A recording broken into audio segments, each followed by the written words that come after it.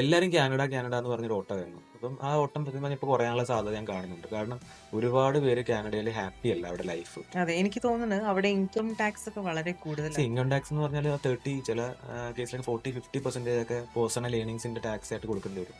അത് മാത്രമല്ല കാനഡയിൽ പല പല പ്രശ്നങ്ങളുണ്ട്. ഇപ്പം വെതർ കണ്ടീഷൻസ് ആണെങ്കിലും ഭയങ്കര മോശമാണ്. പിന്നെ ഹെൽത്ത് സെക്ടറിലാണെങ്കിലും അവിടെ സ്റ്റാഫിന്റെ ഷോർട്ടേജ് ഉണ്ട്. ഈ പറഞ്ഞ ടാക്സിന്റെ പ്രശ്നങ്ങളുണ്ട്. ഒരുപാട് പ്രശ്നം. അപ്പം ഇപ്പം എൻ്റെ അറിവിൽ തന്നെ ഒരുപാട് ഇൻവെസ്റ്റേഴ്സ് അവിടെ പാസ്പോർട്ട് ഹോൾഡ് ചെയ്യുന്നുണ്ടെങ്കിൽ പോലും അവർ താമസിക്കുന്നത് ദുബായിലാണ്.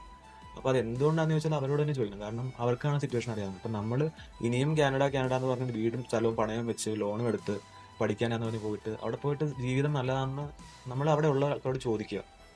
അവർ പറയും നമ്മൾ ശരിക്കുള്ള സിറ്റുവേഷൻ നമ്മൾ. അപ്പം അത് മനസ്സിലാക്കിയിട്ട് ചെയ്യാന്നുള്ളതാണ്. വേറെ ഒരുപാട് ഓപ്ഷൻ ഇപ്പോഴും നിലവിലുണ്ട്. ഇപ്പോൾ ദുബായ് എന്ന് പറയുന്ന ഒരു ഓപ്ഷനിലേക്ക് നമ്മൾ ചിന്തിക്കുമ്പോൾ അതിലൊരു ഫാക്ടർ എന്ന് പറയുന്നത് സേഫ്റ്റിയാണ്. High സേഫ്റ്റിയാണ്, high ലക്ഷറിയാണ്. പിന്നെ ഇവിടെ വന്ന എല്ലാവർക്കും പൈസ ഉണ്ടാക്കാം. ഇവിടെ ടാക്സ്